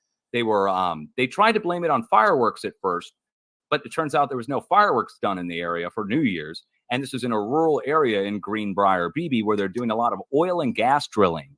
So I was thinking it could have been something to do with maybe an oil and gas release, maybe some kind of toxic chemical made its way out and the birds inhaled it or something and exploded the birds, burned them inside. I don't know. And within a couple days of that happening, of the birds falling out of the sky, and it was like 10,000 birds. It wasn't just a couple. It was whole towns were covered in birds, guys. It was a lot. And within a couple days, a series of thousands of earthquakes then hit at Greenbrier, BB, Arkansas, right next to where the birds turned up dead on New Year's Eve. So I got a little suspicious or whatever, and I decided to go see if there was any weird weather in the area that could justify all the birds somehow exploding internally, and also explain the earthquakes. Maybe we could find something going on with earthquakes there. Could explain maybe a gas release from the hydrogen sulfide or something coming out of the ground that kill all the birds. So I go to the radar and I go look at Greenbrier, and coming out of the area just north of Greenbrier, BB, Arkansas, right at the NEXRAD radar station, the NEXRAD radar station is pulsing in bright red. It looks like a giant red storm over 500 square miles. It's the whole radar pulsing in a giant ring at once, instead of a beam going around, instead of the rotating dish like you would see from a NEXRAD radar going around. This was one giant pulse coming up from the center of the dish and going out to the perimeter of the radar station, 500 square miles in all directions. It looked like a flower when it was going giant up. red signature, looked like a storm. And I made a video on it and put it out. People said I was faking it. They said I must be photoshopping it. And I was like, what? I'm like, here's the link, dude. And they came back and said, oh, no, you're not faking it. You're actually just seeing a switch between clear air mode and precipitation mode. It's nothing. And I said, no, this is staying in precipitation mode the whole time. I'm sorry, it's staying in clear air mode the whole time. They're pulsing this thing, but it's going out all at once. I don't understand how this is happening, because we're talking about a dish that goes around inside of the NEXRAD. It's a microwave dish. Well, what I found out, long story short, within 72 hours of me making that video, a tornado formed and went and hit the center of the transmitter where the pulse came from originally. So birds die. Pulse, I go to check the day later, and there's this pulse happening. There's earthquakes happening there, and then the tornado forms and hits the center of the transmitter. Now, that happened about 1,500 more times at every radar station across the entire country, including Hawaii and Puerto Rico. The earthquakes, the animal deaths, the pulses, and the storm hitting the center of the pulse within 72 hours. Now, what's going on there with the pulse, I found out this has to do with tuning of the klystron, which is a very complex term. The klystron is a tube that's in there that's powering the radar. It's amping up the power, basically, from a little bit of power. When you read the NEXRAD description for the weather radar, it tells you they're using 7 clothing irons worth of power. What a description, right? For the housewives who are reading, I guess that's going to make sense. 7 clothing irons worth of power going in. And then they, quote unquote, well, they don't say zap it up, but the klystron zaps it up in a chamber of its own, a separate resonance chamber that increases the power up to 750,000 watts of peak transmission power from the klystron tube. And I found a training video from the National Weather Service last month about how to tune the klystron tube and what frequencies are producing this giant pulse that I was seeing, and we still see. And it turns out that the NEXRAD pulses when they're tuning the klystron in megahertz, not gigahertz. Now, this matters. This ties in with HARP. This is how NEXRAD radar rings got the term SLAME HARP rings, because HARP is operating 0 to 10 megahertz at the most, up to 10 megahertz, but they can go lower. HARP can go lower, down in say, single megahertz. And NEXRAD is pulsing up to 19 megahertz. Different methods for tuning the klystron, depending on which tube you get from who makes the tube. Apparently, there's different levels, and it's like 17 megahertz or 19 megahertz. And in the training video, it goes over right down to the very fine point. And in the training video, they say their goal is to create the most output.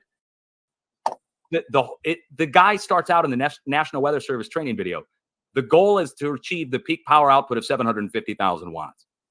So what they're doing is they're pulsing. The big pulse, not the beam, but just a big, huge red pulse, is high frequency pulsing. And they're turning the dish all the way up to its highest tilt. Instead of pointing out like this, going around and around, or like this, it's tilted as high as they can get it to get it out as far as it can reach. And the whole dish turns into a high frequency antenna when the klystron is put into its calibration phase, how to calibrate the klystron. And what happens is the NEXRAD dish is as wide as a high frequency antenna would be in your backyard. If you're doing high frequency, a 19 megahertz transmission in your backyard with a shortwave radio, but it's 750,000 watts and it vibrates. And I found, and this is my own findings on HARP, they found that this isn't my findings. I mean, I found the findings from HAARP where they found that the resonance vibrates back and forth for up to 3 days from HAARP up in Alaska with 1 billion watts. So this is more like 1 million watts. So it's 1 million times less powerful than HAARP.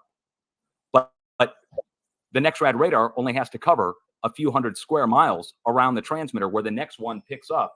And it turns out they overlap the stations perfectly. And then we can get into Lieutenant Colonel Thomas Bearden and Scalar and what happens when you cross beams and Scalar. Scalar when we get into CERN. CERN's doing Scalar. CERN over in Switzerland is taking banks of these klystrons, and they'll take a small particle of iron that they strip off like you do with your monoatomic gold. They will strip off a particle of iron. A company does this for them and presents it to them already. They don't do this at CERN. They get basically a version of that, but it's in a powder form. And they shoot a small, tiny particle of iron or whatever using microwaves. Banks of klystrons, hundreds of klystrons hooked up in daisy chain to one another, where they put in a little power, and out the other end comes picowatts, which is an insane amount of energy. And then they have 2 banks of these. One beam goes one way around klystron, or the klystron beam goes one way around CERN this way. The other beam is going this way, and they collide. And where they collide, that's the scalar. And they call it the scalar Higgs boson that they're studying, where they collide the beams and shoot particles together. Same thing's done with the NexRad, but it's over a vast distance and it's only 1 million watts. So it creates a tornado instead of ripping the earth apart. Yeah, they use electromagnetic resonance when they're doing that. Those cross frequencies are like Look for this, guys. Look for the radar stations to go into pulse mode. All you have to do is look at the non-quality control feed from the NexRad, and they censor these out, by the way. They take out the pulses, so you don't see them because they call them anomalies. Quality control, they call it. I'm sorry. Quality control, got to take it out. But if you look for the pulse, watch for the storm to hit within 72 hours. Hail, severe wind, damaging. The Weldon Springs NexRad radar here in St. Louis has been wind hit 100 times since I've been watching. 105. And the tornado forms and hits the center of the transmitter in the National Weather Service office when they don't misdirect it. And they control it now. So they can stop the tornado as much as they can start it. But do they? No, usually don't. I've seen that they let it hit the National Weather Service office because they don't want to admit that they're causing the rotation to begin with to come into the center of the rotating transmitter that's transmitting 750,000. Anyway, that's called HAARP rings. Because that wouldn't be a conspiracy anymore. Guess who manages the NexRad? It's why you will always... The U.S. Army. U.S. Army replaces all the components in your NexRad and the U.S. Air Force. At the Air Force Base, it's the Air Force guys. But it's the military. They maintain all the NexRads across the country because it's part of the WSR-88, Ronald Reagan's missile defense system from 1988, when they rolled out the NexRad radar in 88. It wasn't just coincidence. It's freaking Ronald Reagan missile defense, baby. We're shooting down that stuff as fast as we can with the scalar. And so... Have you considered you were directed energy weapons warfare? The DWO. The Directed Energy Weapons Warfare Office, right? Is that what you're talking about? Oh, I'm saying what you witnessed. Have you considered that you were simply observing directed energy weapons warfare? Oh yeah, definitely. It could even be that our radar stations. It's a battle. That's what they're fighting each other. There's people fighting each other with directed energy weapons. There could be a third party up above punking our radar. I've proposed this, that it might not be us causing the tornado to come to our transmitter at all. That it could be either from an outside source or even on the ground, somebody punking our radar, giving it too much energy in the electromagnetic field, doing the same thing, but from like hitting our radar with it. And then that causes a tornado to form and it comes in and hits us. It could be that too. Yeah, it definitely could be. It could also be in space. Yeah. I'm obligated to inform you because of the dates that you threw out there and your question. You threw out that you said December to January 2010 to 2011, correct? I was at the South Pole Station and we were commissioning the Ice Cube neutrino detector from construction to operations and maintenance. We, if you check the dates for Christchurch and the earthquakes that happened then, we did that. You're talking about these systems. This is what I'm disclosing. The ice cube neutrino detector also transmits. It is the world's largest phased array transmitter. It is a directed energy weapons system. My crew caused the earthquakes in Christchurch because it was the first time they were firing it and they were attempting to do something and they messed up. So they corrected fire. I don't doubt that the systems that you're talking about weren't hot and ready for us to do what we had to do. I'm certain everybody in that environment was paying attention to everything to get it dialed in correctly. If Bernie wants to go to my website in the archive section, he can pull up my DOM document, which is my evidence from the university. Basically, the manufacturer's specifications for the ice cube neutrino detector state that each of the 5,160 DOMs, each one of those DOMs can transmit at up to 2,047 volts AC.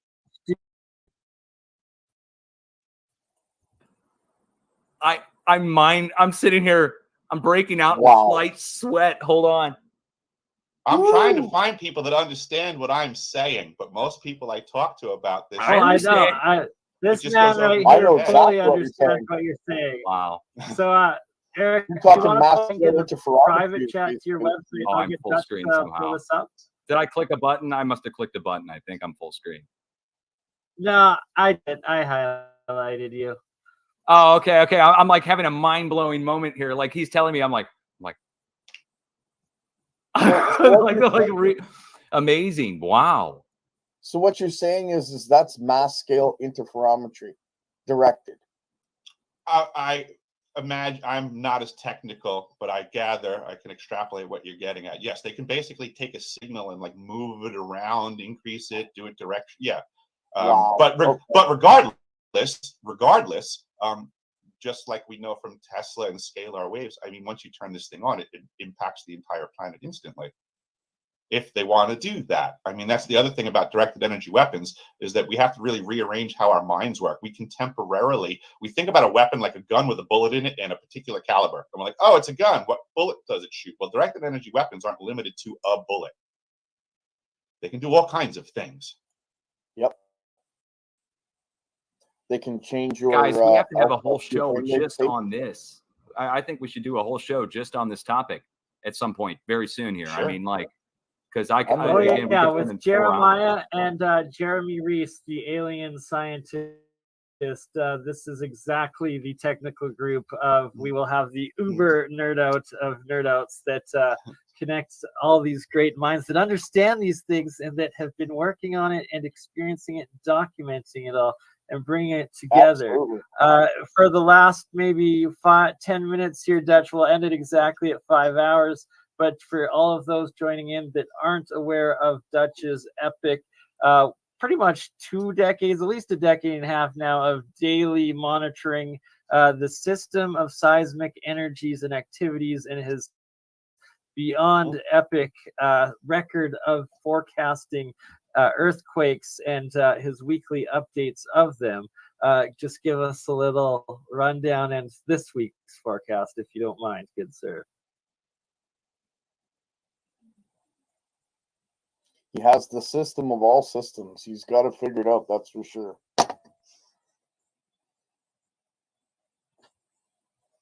I'm just happy because I believe he's familiar with the earthquakes that happened in Christchurch back then.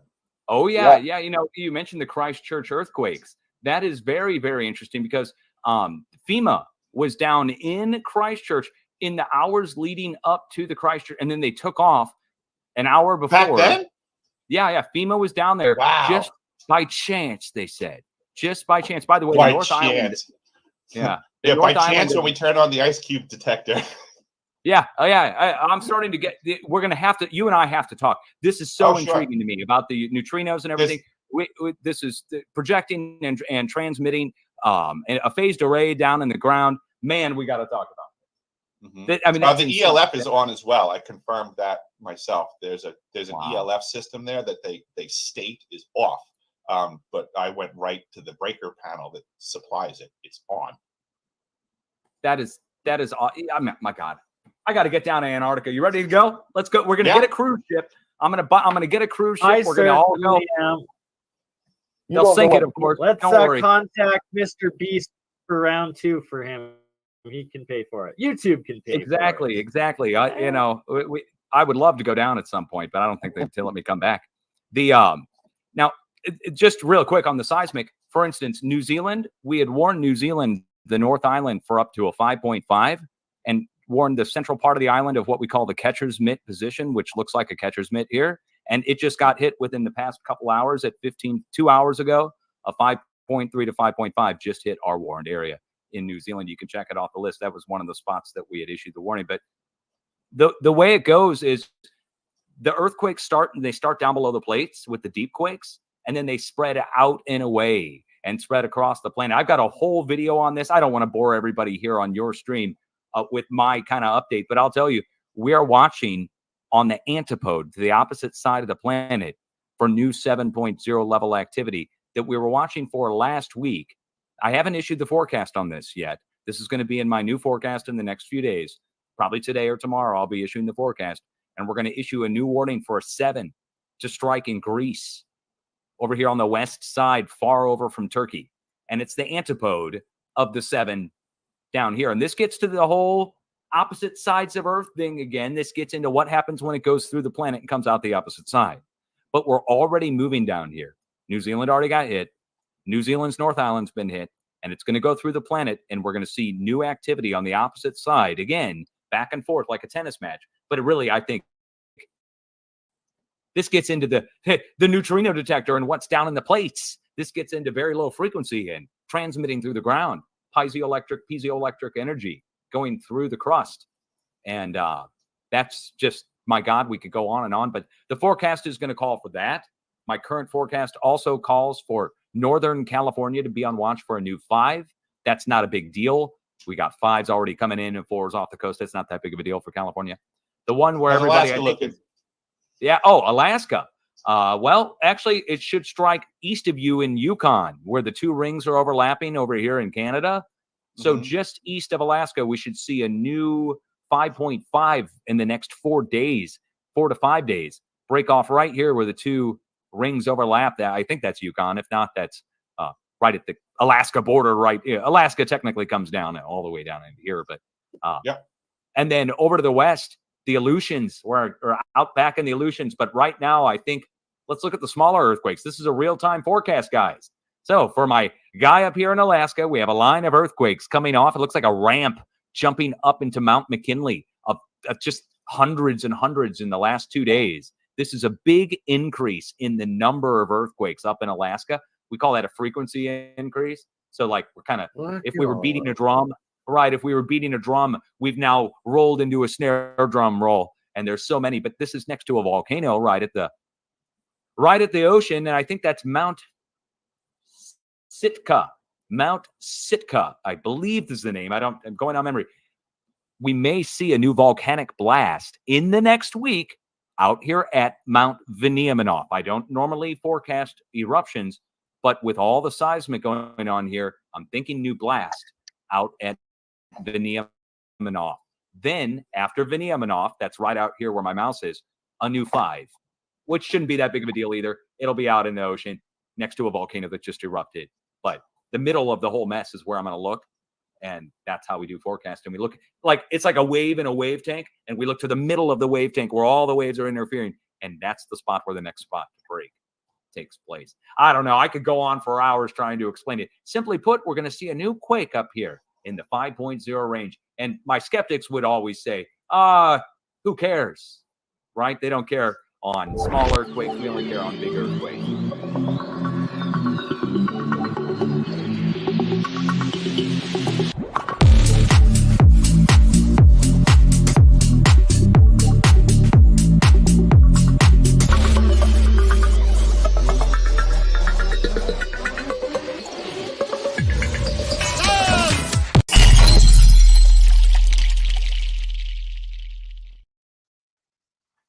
All right. So that it's gonna be concluding the portion that I play today of the Dutch Sense Eric Hecker interview and stream, and we still need to do the number 2 of getting those 2 epic individuals together, as well as get Jeremiah in there with them as well, minimum, and that they corroborate each other's stories. That Eric Hecker's time working at McMurdo, which is the official South Pole base, regardless, it's deep in Antarctica where he literally spent a year working for Raytheon Contracting. And in this portion that I played here, you heard Eric state that he also was in the U.S. Navy Submarine Corps for another year of time. So, Mr. Hecker there has quite the extensive background, and that there's a lot more to it. People claiming just a plumber, no, he has a distinguished background of decades, careers of wild upbringing and working throughout. But anyways, I gotta end it here within less than 10 minutes, because otherwise StreamYard's AI feature for the shorts won't generate. It won't work. It has to be under 2 hours for it to work. So I got to do that. And regardless, its Apex starts, I believe, in 15 minutes. Oh, maybe it's an hour and 15 minutes. So I guess that gives me an hour to get myself together for that. So that is good. But yeah, we'll be back all day with APEC. Happy 420, everyone. And before we go, here we go, showing what I was doing in the background this whole time. And I was taking several of the triple solenoid copper coils that I've built, a few of them there being the Magrav KFSSI, that's the Keshe Foundation research group's design, as well as the donut coils. Shout out to Bob Grenier at MFMP, Martin Fleischmann Memorial Project, and all the work that they do and he does, and the donut coils being one of them. But yes, the different coils into these electrolysis experiments. I'm going to be taking pictures showing the different stages, and going to continue to set up in between Bert and Ernie here and the Alchemist minions several jars where they're going to be connected to one another and then undergoing active electrolysis, where the goal here of these experiments is essentially creating super versions of Leyden jars, is what I'm going for, but as well as demonstrating a few processes of this alchemy electrolysis, this cold fusion LENR lattice energy nuclear reactions that happen in alchemy, in electrolysis, in cold fusion, and that in the background, all of the different pictures, every time, or videos, why I always am streaming these guys and doing different snapshots of them is to document it, to be eventually able to create a timeline, or what's the right word? Sorry, I am tired. It's on the tip of my tongue. Anyways, use later and create I guess timeline videos with them. That's not the right word, but you get the gist. Anywho, thank you all for being here. Up next, the next level mind, man, and inspiration, Tim Ventura. That's Alt Propulsion Engineering Conference coming up next. And it's a good 5 to 6 hours. And then we'll be back later today for April 420. We're going to do a 420 panel tonight, I'm sure, as it's Saturday here in Canada and North America. And happy 420 if you're still in New Zealand, Australia, Asia, wherever you are. Whenever it is when you watch this, you have a blessed day, and we'll see you here soon in 1 hour's time. Ta-ta for now, y'all.